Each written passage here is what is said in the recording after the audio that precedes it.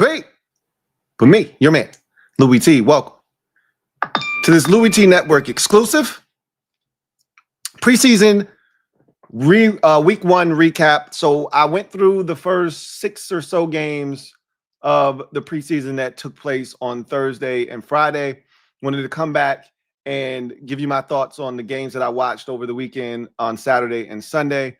As I always tell you, if they don't play any starters, why bother? So I did not witness the Cowboys-Rams game, and there was no interest there from me whatsoever. So I did not watch that game. I think all the other 9 games, I believe, had some reason for me to watch, whether starters were playing or there was a rookie that I was really interested in seeing, mainly quarterbacks. So let me just say this before we get into the breakdown of these games. I was so pleased with week one, and I suspected that we would see a lot of teams playing their starters in week one. I think this is the most starters I've seen play, or games that featured players that I wanted to see in a week of preseason football, probably in like 3 years, 4 years, when the phenomenon really first started with teams passing on the preseason either altogether or, not having their players play in the same week. It used to be once upon a time when there were 4 preseason games, that the third preseason game would be the dress rehearsal. Everyone was going to play their starters just about. And so you knew you were going to get just about everybody playing their starters. Now it's all over the place, all over the map, because there's 3 preseason games. Some teams punt on the entire preseason, opting instead to go for joint practices, feel like they get more out of it. You also keep your quarterback and a lot of your players out of harm's way when you do it in that manner. At the end of the day, as a consumer, I don't really give a shit about any of that stuff. I just want to see the guys that I know are going to be fixtures in the games come the regular season. And so whether it's a possession, 2 possessions, what may have you, I'm just interested and intrigued to see those guys. Also, the young guys, the rookies that we studied so vigorously over, a 3-4 month period, for some people 4 years, 2-3 years, a year, whatever the case may be. You want to see those guys get an opportunity in the NFL. And so I was able to do a lot of that, watching these players, see them get out there, get an opportunity, see what teams were doing. I was really pleased with the amount of quality football that I was able to watch over the weekend. So with that said, let's go ahead and jump into the first game I want to talk about. Giants at the Bills. 34-25, Giants get the win over the Bills. And this was a really good game. To the victors go the spoils. So I always start with the team that won the game first. And Russell Wilson started the game off. He went 6 of 7 for 28 yards. Check down city, as we have come accustomed to with Russell Wilson. Either it's a check down or it's a deep ball, right? So I think the offense is going to look exactly the same in New York. It's either going to be a check down or Russell Wilson's going to be chucking it deep. So the intermediate game really goes away when he's a part of your offense. And so it looked much of the same. They didn't really do much in the run game. I think a lot of the carries that I saw were with Dante Miller, and there was nothing really extra there. But the story here was Jackson Dart, their first-round pick quarterback that they drafted this year, doubled back into the first round, traded back in, got Jackson Dart.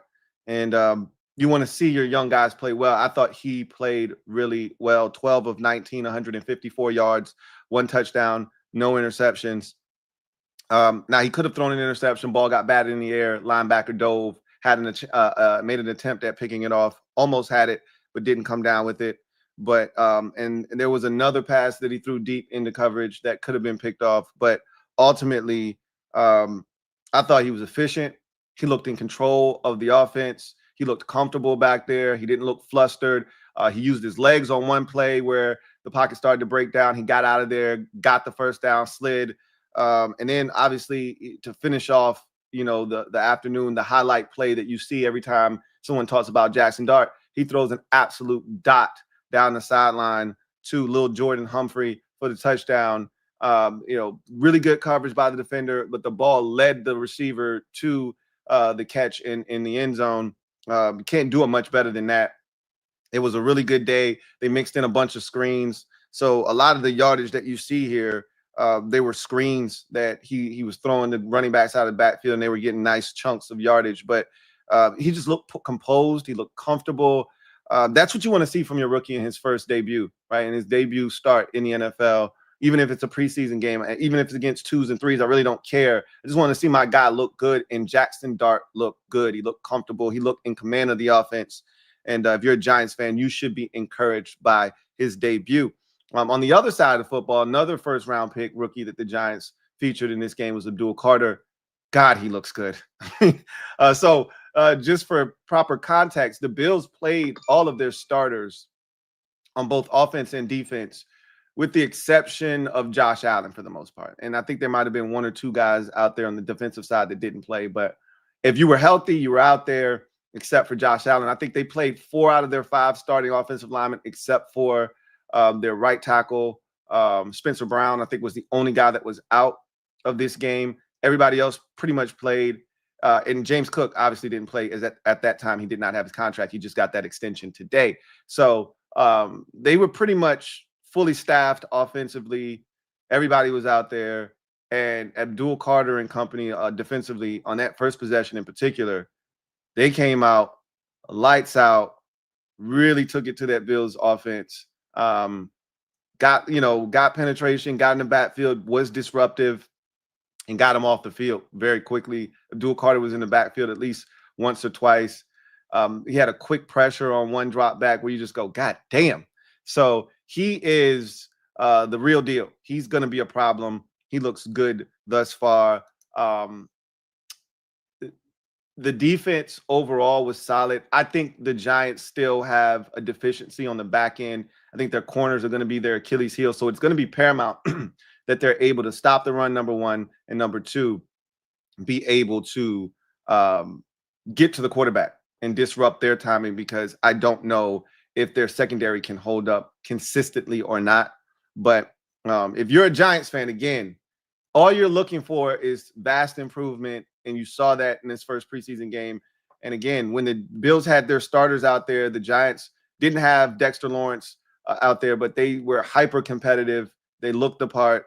And again, that's all you're looking for, is your team to look like an NFL outfit. And they did in this first game. For the Bills, again, to flip it on its head, no Josh Allen, so you're not really tripping about the offense. No James Cook. But they did look good the second possession they were out there. Mitchell Trubisky took them down the field.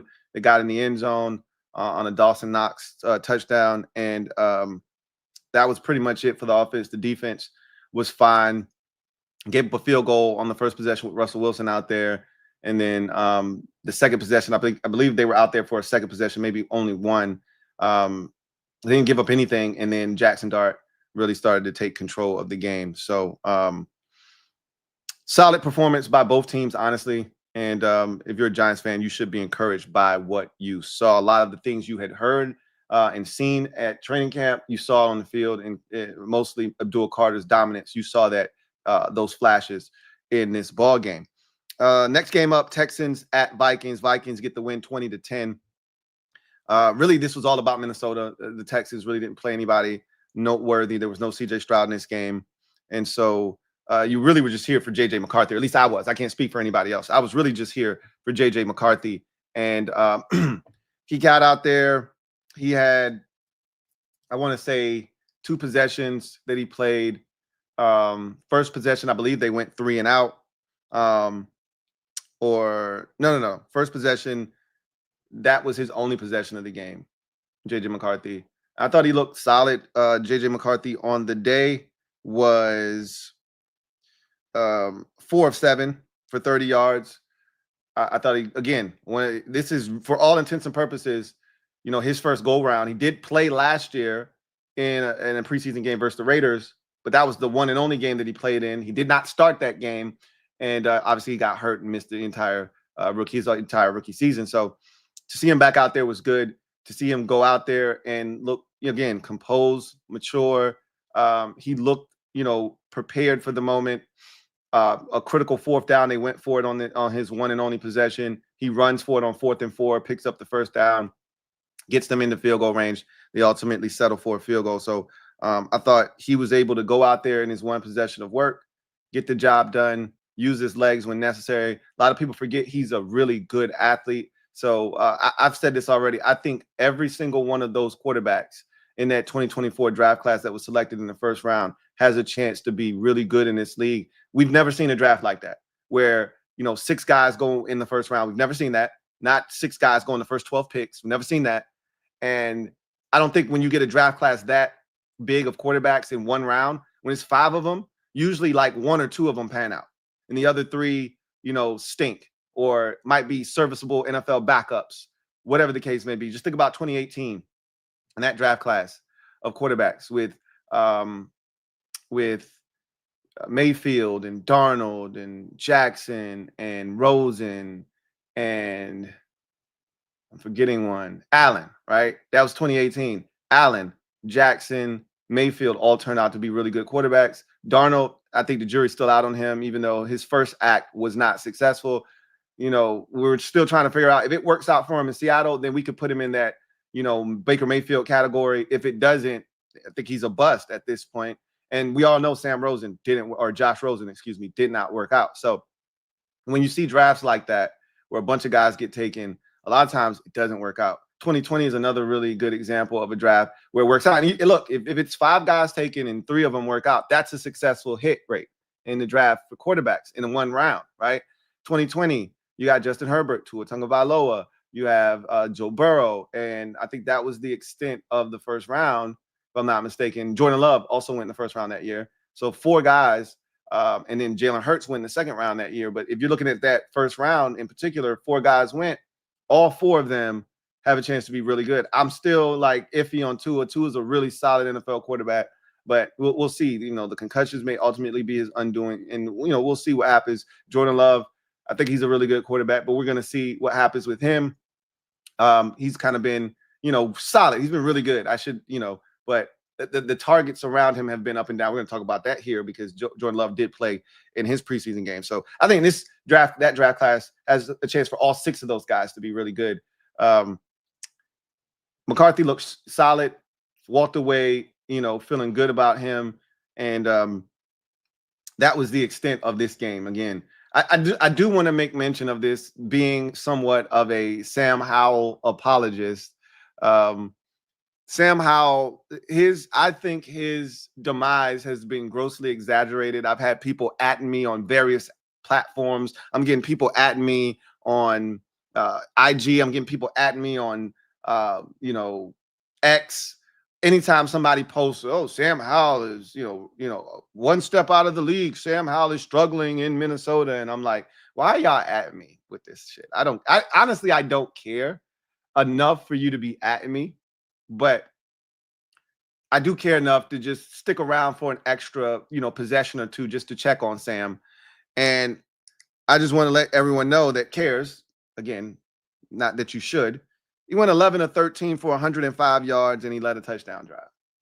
So he had a quarterback sneak for a touchdown. So I thought he looked really comfortable. If he can't succeed with Kevin O'Connell, the quarterback whisperer, in his ear, he's not going to. I think this is the best thing that could have happened to Sam Howell's career because he probably won't play a ton if J.J. McCarthy stays healthy, but we don't know if J.J. McCarthy can stay healthy or not. So he may get a chance to play. And if he does, it'll be in a much more controlled and it'll be in a much more conducive environment for success than what we saw in Seattle when he was basically thrown out there and he looked ill-prepared.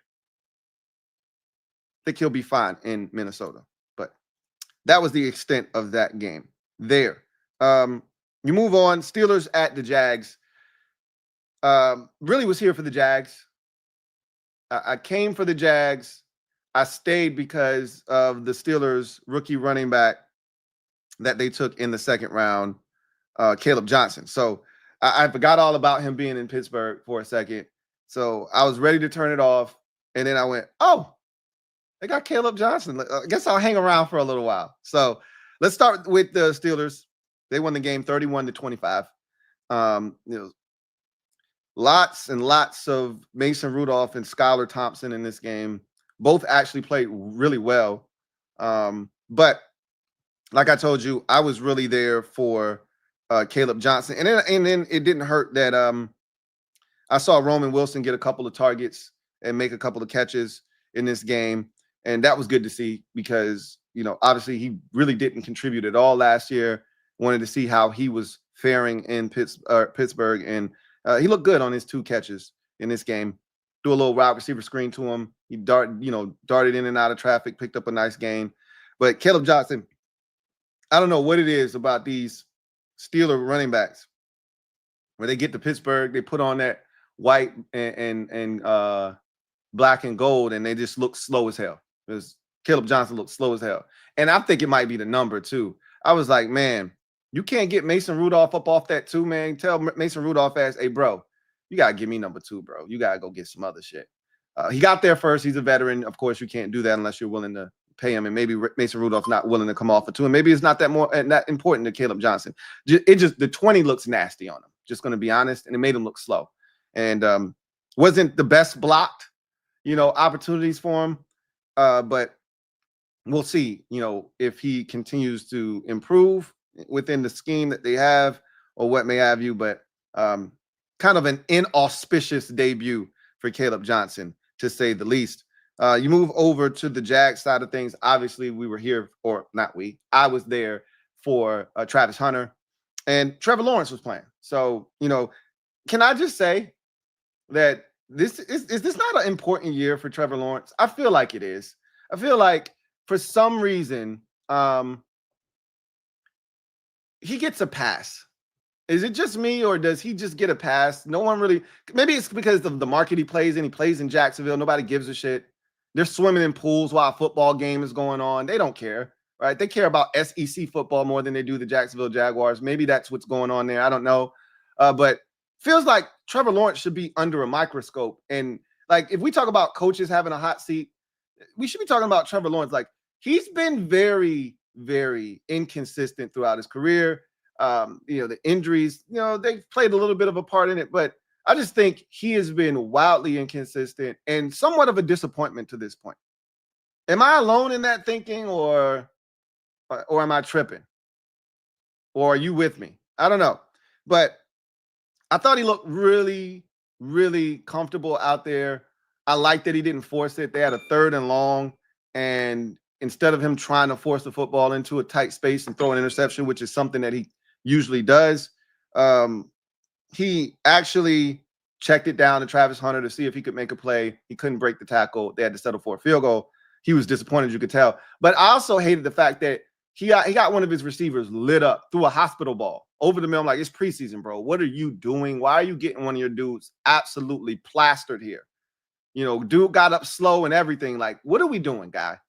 Don't do that to me. Don't put me in that position. As a receiver, you don't know what's going on around you. You just see ball and you try to go get ball. And you trust that your quarterback's not going to set you up to put your life on the line. But that's essentially what he was doing on that particular play. And the dude got blasted. And I'm just like, that was his one incompletion. He was 6 of 7 for 43 yards. And I felt like he threw a hospital ball. Luckily, his guy was able to get up. But it took him a little while. But outside of that, he looked, comfortable, an assortment of short passes, screens. He hit Travis Hunter twice. 2 catches for Travis Hunter on the day, for probably 9 yards. I was going to say 12, 9 yards. So they were both short passes, almost like 2 little short in routes that he caught, and they tried to make a play and couldn't break the first tackle. But again, not a really flashy debut. Got him in, got him out. Me just being who I am, I wanted to check on my boy De'Ami Brown. He had a nice jet sweep in the game on a run for 7 yards. They got them a first down, broke a tackle. Was nice. Good to see him out there and them finding ways to get him involved, as he's a starting receiver out there. And also, the real story of this game, 70-yard field goal made by Cam Little, the place kicker of the Jacksonville Jaguars. That thing was good from 72, man. Like, it didn't just barely creep over the crossbar. it went over, and they have the ball keepers that are around the field. So if something happens to a ball or they need another one, they just throw the official a ball, and the guys that are over there, they catch the field goals. They stand about 4 to 5 yards, behind the goalposts. That thing made it to the ball keeper, and he caught it. Like, that wasn't like a kick that barely crept over the ball. I'm shocked that, and maybe because it wasn't a regular season game, they were like, we don't care. I'm shocked that the Steelers didn't put someone back there to catch it and return it. I guess you can get hurt that way, whatever. But he made a 70-yard field goal. That was insane. It doesn't count towards the NFL record books. It should. I don't know if there was a wind at his back that helped carry it or what, because he kicked the shit out of that football. And you just don't see that very often. You never see a 70-yard field goal. What am I saying? We've never seen it before. So that was one of the highlights of the Steelers-Jags game. Travis Hunter, again, brief debut, got him in there, got him out of there, one possession, same with Trevor Lawrence. And so not really much to see there. Bashul Tutin, if you're interested, 6 carries, 24 yards. He looked solid in that, his first action in the NFL. Titans at Bucks. This was all about Cam Ward. I've heard people say this, and I believe this to be true. I don't know if there's been a least hype number 1 overall pick in my lifetime as a quarterback, by the way. Like, we see offensive tackles get taken first and nobody gives a shit, right? I'm talking about, like Eric Fisher, for instance. You don't care, right? You don't care. Eric Fisher went number 1 overall. I can't remember a quarterback going number 1 overall and there being less fanfare and hype surrounding that guy, right? Nobody's talking about Cam Ward. And obviously, I've already said, Tennessee plays in the worst division of football, and the NFL acknowledges that every year. And Tennessee also is one of the sleepiest football teams. Like, you turn on the Tennessee Titans, and if you aren't sleepy, you can grab yourself a nap. If you are tired, just turn on the Tennessee Titans. It's the equivalent of turning on Bob Ross. You'll be sleeping 5 minutes if you're watching Titans football, right? So it's easy to just get lost in that, situation. But this dude's talented, man. This dude's talented. And so I was impressed with him in his first career start. Obviously, it's the preseason. But 5 of 8, 67 yards. He looked, again, much like a lot of these young quarterbacks, he looked composed. He looked in command of the offense. He knew where to go with the football. Did he take a chance or two? Yeah, that's Cam Ward, right? Easily could have been picked off. Should have been picked off. Took a chance up the left sideline. Defender was there. And that's one of those, hey, let me just find out if this shit is as easy as it is in college. And he had that rude awakening. Okay, my bad. Nah, this ain't college. I got to stop doing that shit. And maybe he won't stop doing it and he'll throw picks in his rookie season, because that's what rookies do. They push the limits, test the limits and bounds of what they can and can't get away with. And a lot of times they have to find out the hard way. You can't get away with that up here with a big boys play, right? But outside of that one decision where he tried to squeeze the football in there, probably needed to put a little bit more air on it. I thought he looked really good.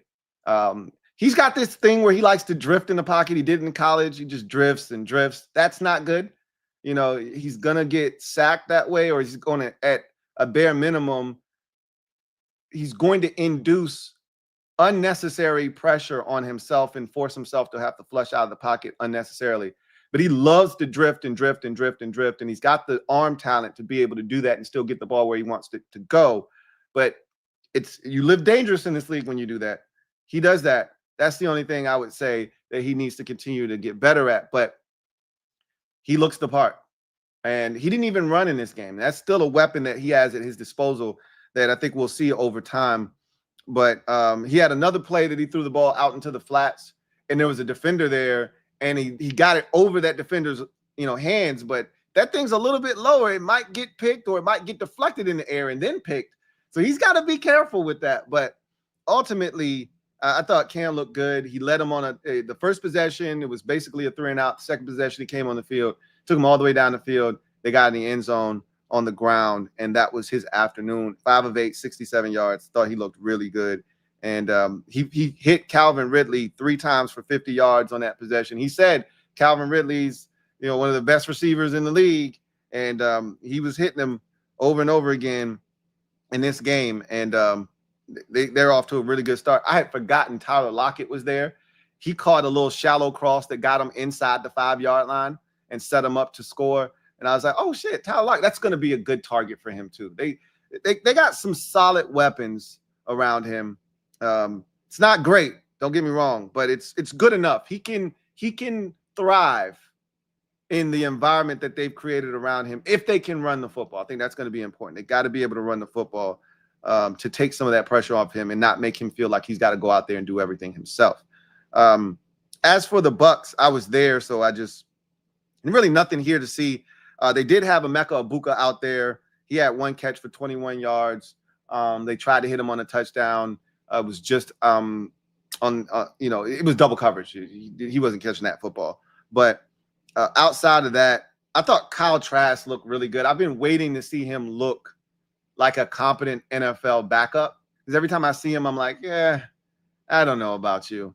12 of 16, 129 yards. He was very efficient. He looked like a 3-4 year NFL veteran backup quarterback. So I thought that was a good sign if you're a Bucs fan. I think I heard that Rachaad White, who a lot of Bucs fans were, somewhat surprised that he was even out there, heard that he hurt himself in this game. He's going to be out for a little while. Hopefully he'll be back before the start of the season. But outside of that, really nothing here to see for the Tampa Bay Buccaneers. They get the win 29-7 over the Tennessee Titans. Jets, Packers, 30-10. Jets take care of business on the road versus the Packers. This one, for me, was all about Justin Fields. I came for Justin Fields. I stayed because, oh, shit, look, Jordan Love and the Packers' first-team offense is on the field. Didn't expect to see them out there. So I was actually really excited that Jordan Love and the first-team, offense was out there. We'll get to them in a second. We'll start with the Jets. Justin Fields was out there on the opening possession of the game. Took him right down the field and into the end zone. 3 of 4 for 42 yards for Justin Fields. I am so conflicted by Justin Fields because if you're a Jets fan, look, you're looking for any sign of hope. And so you probably are ecstatic by what Fields was able to do in this game. Me personally, it was a typical Justin Fields drive. His 2 biggest completions were to the fullback out of the backfield on checkdowns. One where the defense totally turned the fullback loose and he caught the ball and then rambled for like 20 some odd yards. Let's see how long that catch and run was for the fullback. It was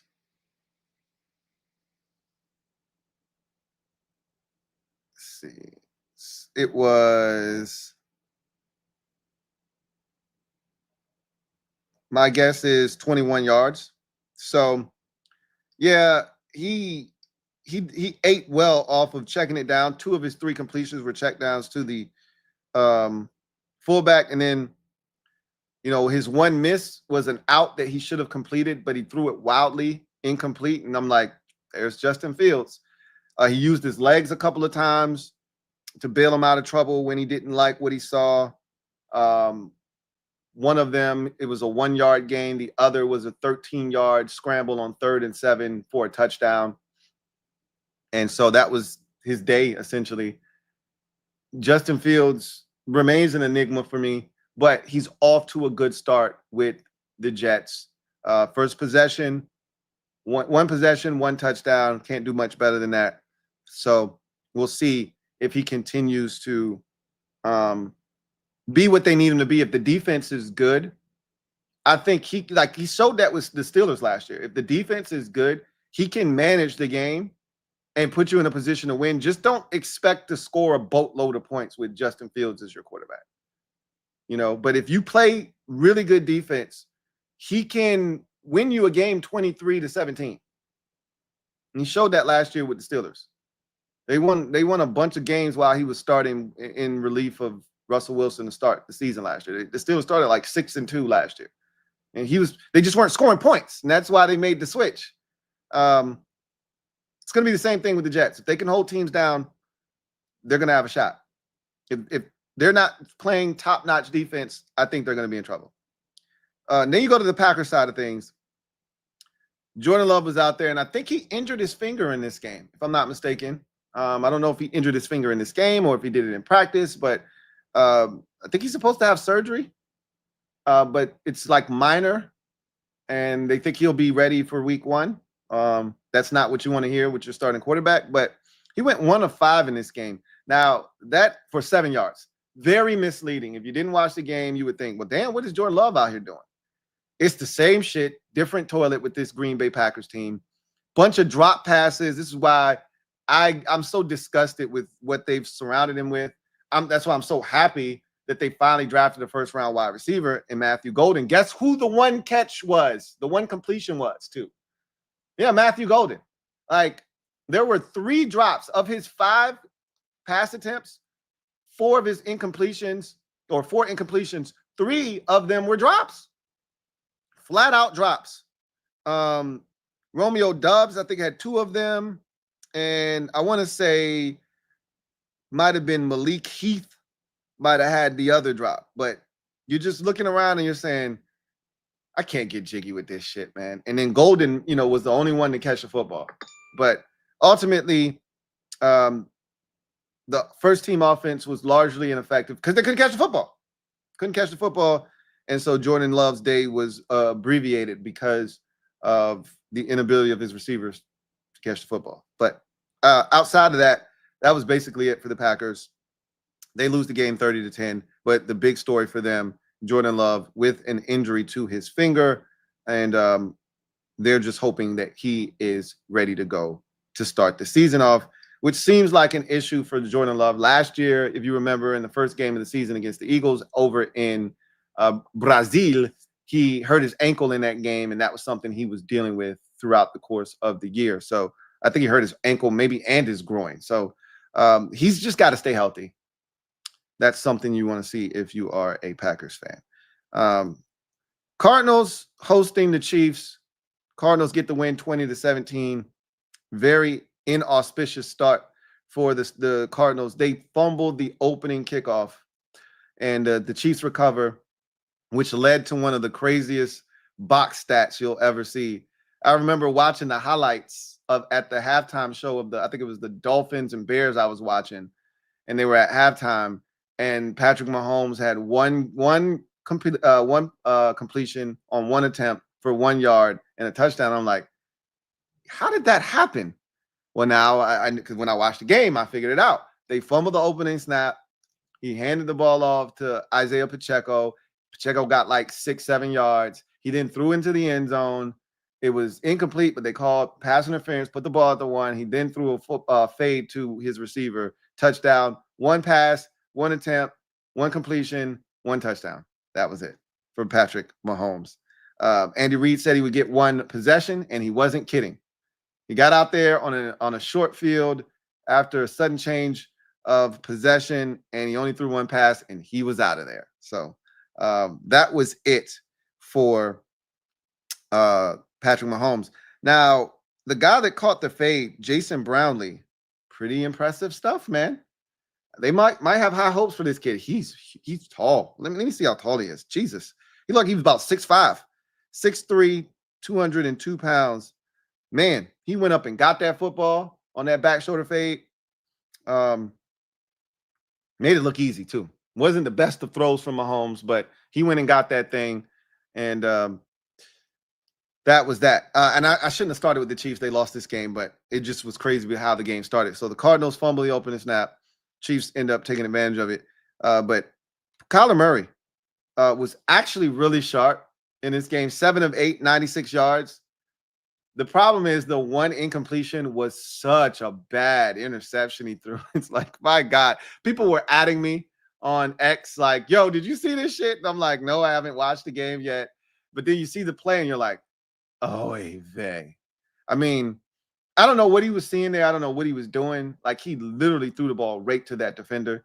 Clearly, he didn't see him. But even if he wasn't there wasn't a Cardinal receiver running into the picture that would have caught it had he not been there. Like, he literally threw the football right to that Chiefs defender. I don't know what he was seeing. But outside of that, he was actually really sharp.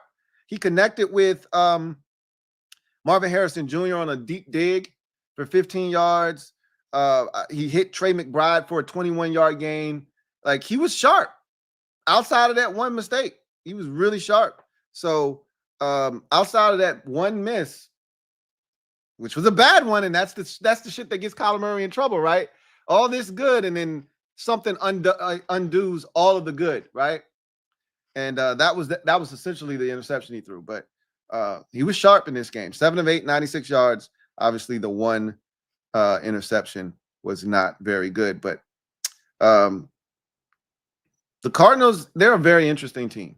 They can get their shit together offensively and be consistent. Defensively, Jonathan Gannon has those boys playing on the defensive side. So if they can just figure it out offensively, they could be a team to reckon with in that NFC West. They'll be one of those interesting teams to watch. That's for sure.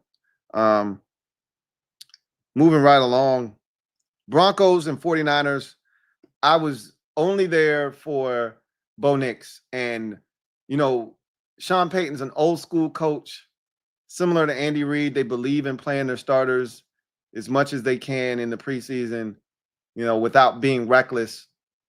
Because with all the winning the Chiefs have done, Andy Reid could easily pass on the first preseason game and not put his guys out there. Chris Jones was out there for the Chiefs in the first preseason game. Right now, I don't know if they'll put their starters out there in week 2 of the preseason or not, but they were out there. Like, the defense, the offense, everybody was out there. So same thing with the Denver Broncos. When you get an old school coach, they tend to lean on, hey, we need reps. And Sean Payton had Bo Nix out there for like 3 possessions.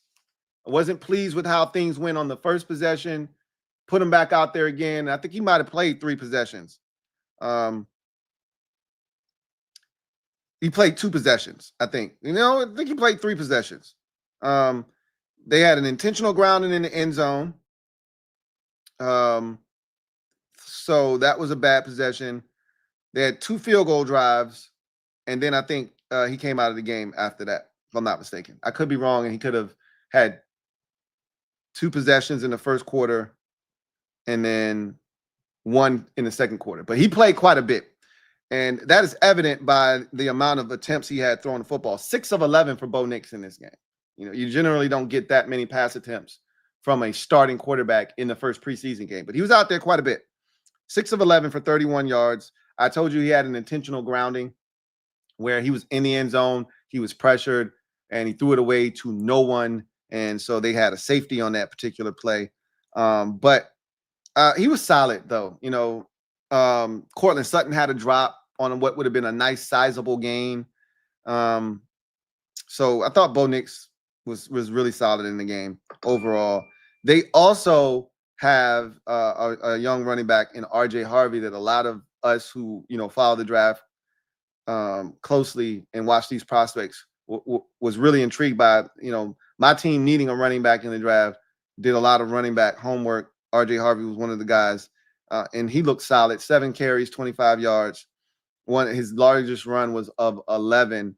And he looks like he's going to be really good in this Sean Payton offense.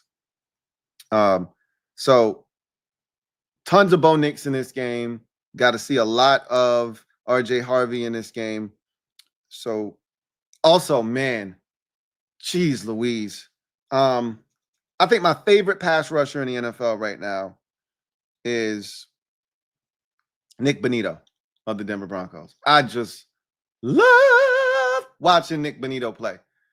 He's so damn fast off the edge. It's ridiculous. I'm jealous. I'm not going to lie to you. I want one of those. Don't know if we'll ever get one, but he's so slippery. He's so fast. He's so he's so malleable. He bends and contorts his body. He's just one of those dudes that's going to be a problem for the next 5 to 7 years. I can see it now. He's going to be a double-digit sack getter for the next, assuming health, next 5 to 7 years. He was last year. Matter of fact, let me see how many he had last year, because the Denver Broncos led the NFL in sacks a season ago. He had 13 and a half sacks last year. He had 8 in his second year after only 1.5 his first season, 8 his second year, 13 and a half last year. I wouldn't be shocked if he had like 15 or 16 this year. Like, he had an entire drive. The last drive that the Broncos were on the field defensively, they were on the field for 2 possessions. They gave up a touchdown on the opening possession, and they gave up a big chunk play. And then the second possession, it was like, okay, enough of the bullshit. Because Mac Jones was out there. No Brock Purdy. It was Mac Jones. So they gave up a touchdown on the opening possession. And then they came back out, and Nick Bonito got pressure on 3 straight plays. He got a sack, a near sack, and then an immediate pressure. And it was almost like a screen, and they couldn't even get the screen off because he was in the backfield so quickly. He literally single-handedly took a drive and said, this shit's over. He's so much fun to watch. I got nothing for you from the 49ers. Again, they didn't play anybody noteworthy. So Denver dominates the game 30-9. And we go on to, that was all of the Saturday action. Now you go to Sunday, and there were 2 games. This first one resulted in the tie, Bears hosting the Miami Dolphins. And the only reason this game had any intrigue for me was that the Dolphins started Tua Tagovailoa, got him some reps in this game. And so I said, well, shit, I'm here for Tua. I might as well stick around for Quinn Ewers. Ew is how I left that game feeling about Quinn Ewers. Ew. We'll get to him in a second. Tua, 5 of 6, 27 yards, took the team all the way down the field on his one possession, got all the way to the 1-yard line, and they could not get the football in. The Bears defense stood tall, kept them out of the end zone, and that was it for Tua. He was sharp, got the ball out of his hands quickly, and did the Tua thing, right? Check down, nickel and dime, ball out of his hands quickly. I think they even went for it on a 4th down.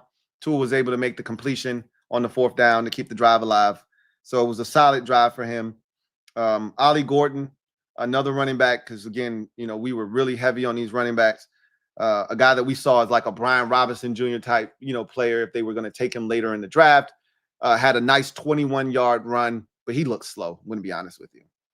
But it was a nice run nonetheless. Bounced off a defender, stiff-armed a guy, and then rumbled down the sideline for a nice 21-yard gain. But anyway,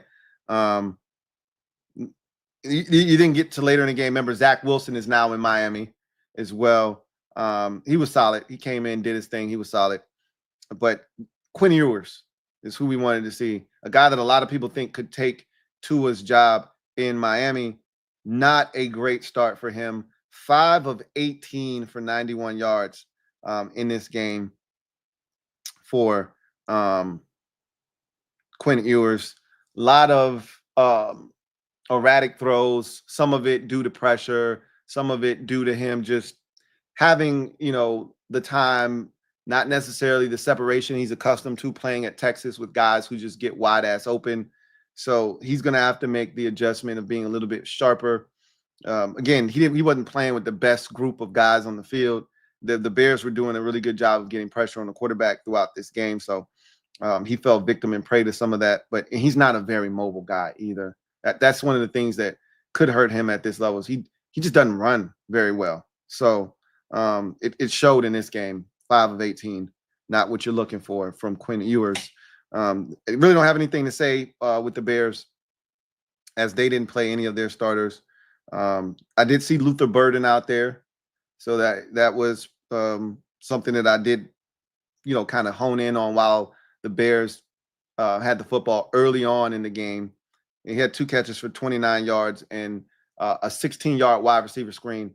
He looked like Luther Burden with the football in his hands. So that was about it. So this game ended in a tie. The preseason games can end in a tie now. They didn't used to be able to do that, but now, after they did the remodifications, they decided, why do we have overtime in preseason game? Nobody wants to play extra football in preseason. So there's that. And then the last game of week one of the preseason, or week one of preseason, week number one, was Chargers hosting the New Orleans Saints. The Saints are the lone team in the NFL having a true traditional quarterback competition. Now, that's rare. Normally, there's 2 or 3 teams trying to figure out who their quarterback is going to be. Just about every team in the league's quarterback situation is set. Right? They know who their starter is going to be. They know who the backup's going to be. Maybe you have a backup quarterback competition taking place. But the Saints are the only team right now with a true starting quarterback competition taking place after, and that's only because Derek Carr retired, right?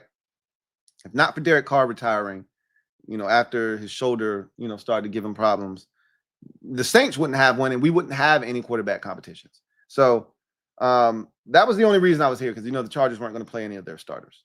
So Chargers get the win 27-13. But again, really don't have anything to say about the Chargers. They didn't play their starters. I will say, well, I can just talk about that when I talk about the Saints and Tyler Shuck, because he had a throw in this game, and it kind of shows you the ups and downs of having a rookie quarterback, right? He throws a pick six and then comes back and delivers a dot for a touchdown on a deep ball. And so you kind of get both worlds when you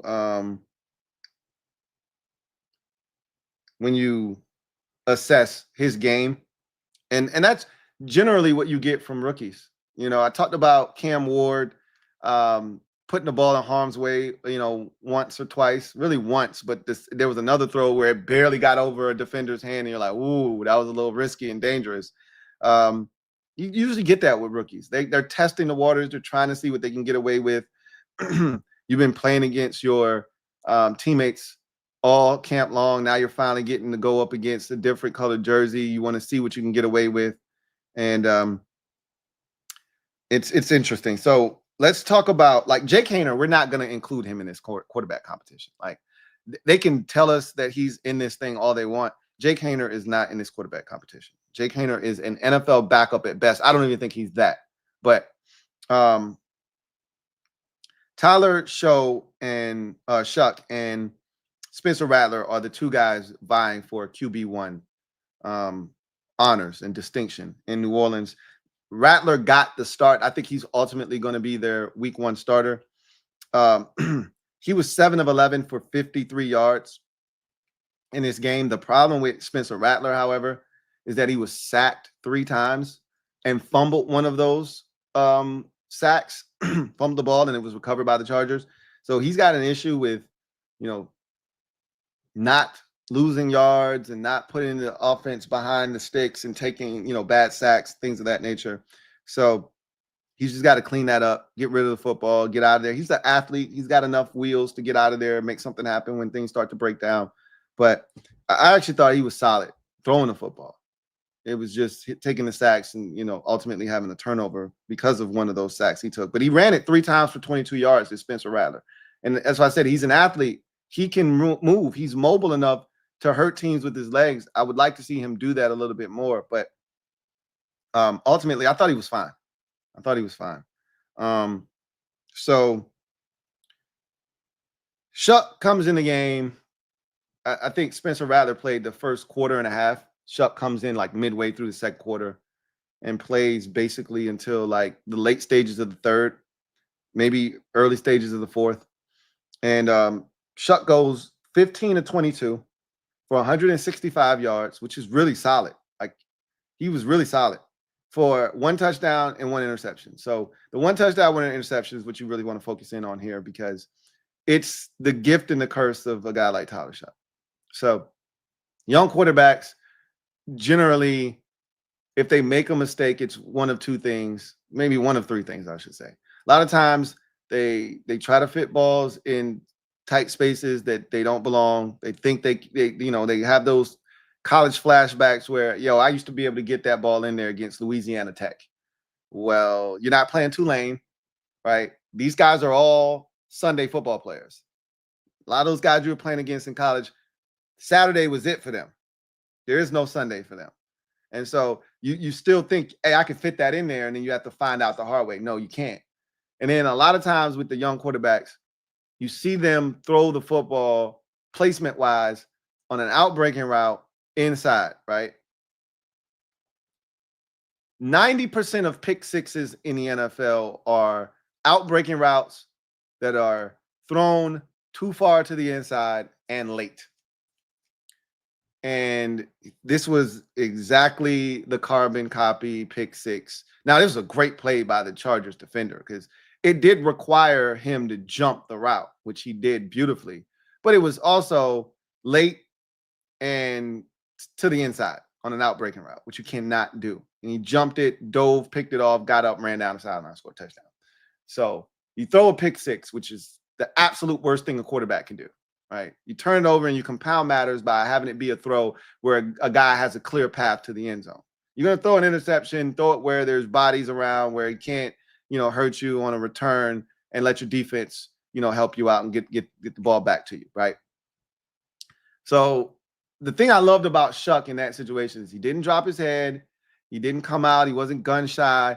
They came right back to him. He takes this deep shot to Tipton and boom, hits him in stride, 54-yard touchdown. And just like that, mentally he's back in the game. He's back where he needs to be. He's excited.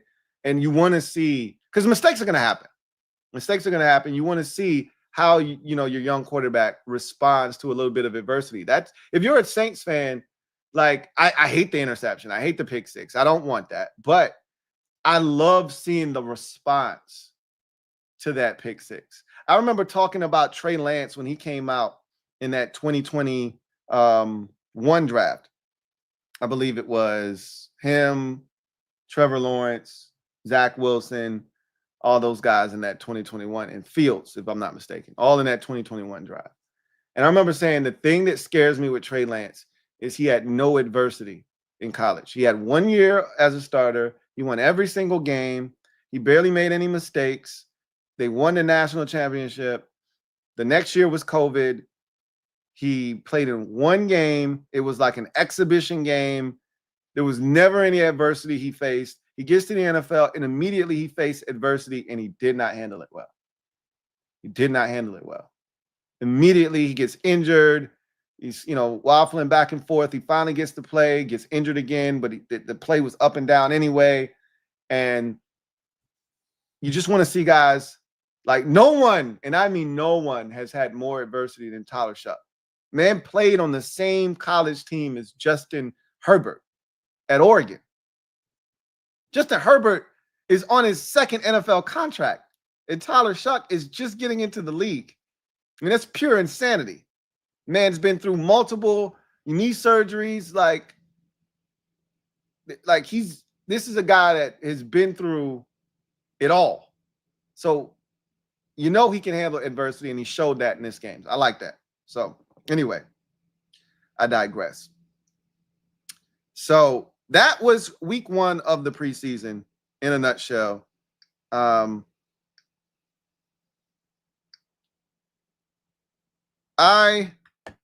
thought it was really, really entertaining. A lot of teams played their starters. Again, even the ones that didn't, I ended up watching the game because the other team did. There were only 2 games, 2 out of 16, 2 games that I did not watch because teams elected not to, both teams elected to pass on the game, essentially not playing their starters. Lions and Falcons, Cowboys and Rams. Every other game featured either starters or a young quarterback that I wanted to see. So you can't get it any better than that. The second game of the preseason, week 2, is the quote unquote new dress rehearsal. I doubt that we get 14 games. I doubt that I get 14 games of teams, where I have to watch the game because at least one of the 2 teams put their starters on the field. So We'll see. I'll clock it just to see where it is. I bet you that number is more like 10 or 11. You know, you get a couple teams out here that have joint practices this week, and they're like, yeah, no, we're good on the game. We don't need to put our starters out there. I bet you that number is more like 10 or 11. 14 in week 1 is crazy. Love it. I want to see teams get their guys out there.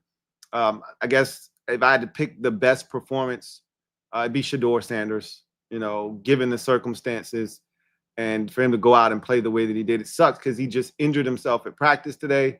Don't know his status, but Kevin Stefanski, the head coach of the Browns, had already said that if Dylan Gabriel and Kenny Pickett weren't healthy, that Shedeur was going to get the start again against, I think they're playing the Eagles this week, if I'm not mistaken. He was going to get the start. And all of a sudden now, his availability for the game this week is in question due to whatever injury he sustained today at practice. So it's unfortunate. Hopefully he's okay, because I would like to see him play some more. I thought that was super entertaining, and the NFL is going to milk it for all it's worth. I wouldn't be shocked if that game was on NFL Network like the one this past week against the Panthers was, but that's now in doubt with the injury he sustained today. We'll keep tabs on it and see if he's okay, but I digress. Give you one, I got one super chat and then we'll get out of here. Video channel. Thank you for the super chat. Greatly appreciate you. Thank you for being a member of the MOBB video channel. Writes, Lou, did you see today is Craig Hoffman's last day at 980? I did see the text, the tweet, actually. I did see the tweet. He tweeted out this morning, I'm going to break my silence. Today is my last day, basically covering the team for Team 980. He said he's got another, the next chapter, another endeavor he's about to embark upon. I always knew that he wasn't going to be here. Like, I've talked to Craig each of the last two off seasons, and he's just got other interests, man. He's big into the fitness space. He loves women's sports, specifically women's soccer, but he loves women's sports. If I had to take a stab at it, he'll either be somewhere in the women's sports space or he'll be in fitness somewhere. Like, those are, I think, his real passions, so to speak. So I got nothing but love and respect for Craig. I wish him nothing but the best in his future endeavors. And wherever, his journey takes him, I hope he crushes it. So, yeah, I saw his tweet on X, and he said he was going to inform everybody at the top of his show today what his next move is going to be. I think he hits the airwaves at around 4, if I'm not mistaken, 4 to 7. So he'll tell everyone, what he's doing and what the next chapter in the book of Craig Hoffman looks like. But whatever it is, I wish him nothing but the best. So I digress. That's going to do it for me, your man Louie T, here on this installment of Preseason Recap Week 1 in the National Football League. Football is back, baby. Celebrate! I'm soaking it all up. I'm taking it all in. God, it feels good to see football back on my television screen. Anyway, I'll do the same thing for Week 2, provided that I get enough time to sit and watch these games. I know I'm going to have a lot busier weekend this weekend than last weekend, so I don't know if I'll be able to just sit around and watch the action like I did this past weekend, but I'll find a way to consume it one way or the other. So as I watch them, I'll jump on and I'll talk about them. So you guys enjoy the rest of your day. If you're a Commanders fan, Commanders King later on this evening. If I have time, I want to jump on and talk about the LTN exclusives. The link for the LTN exclusives down in the description of this video right now that you're watching. Go ahead, register. And I'm going to start sending out confirmation emails to those of you who have registered and paid your registration fees. I'm going to go ahead and start getting all of that squared away. So be on the lookout for that, as I'm going to start sending those off over the next 24 hours or so. With that said, you guys enjoy the rest of your day. Peace.